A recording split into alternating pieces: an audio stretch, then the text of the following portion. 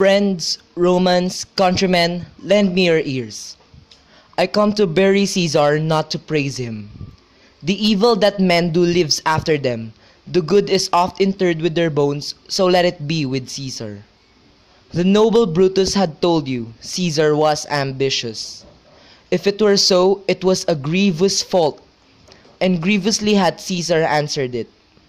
Here, under leave of Brutus and the rest, for Brutus is an honorable man, so are they all honorable men. Come I to speak in Caesar's funeral. He was my friend, faithful and just to me.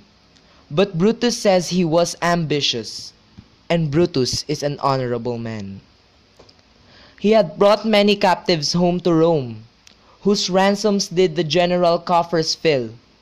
Did this in Caesar seems ambitious? When that the poor have cried, Caesar had wept. Ambition should be made of sterner stuff. Yet Brutus says he was ambitious, and Brutus is an honorable man. You all did see that on the Lupercal I thrice presented him a kingly crown, which he did thrice refuse. Was this ambition?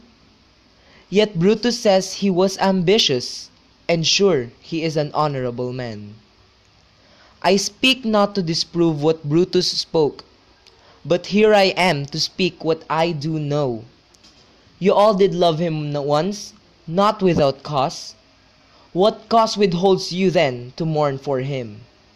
O judgment, thou art fled to brutish beast, and men have lost their reason. Bear with me.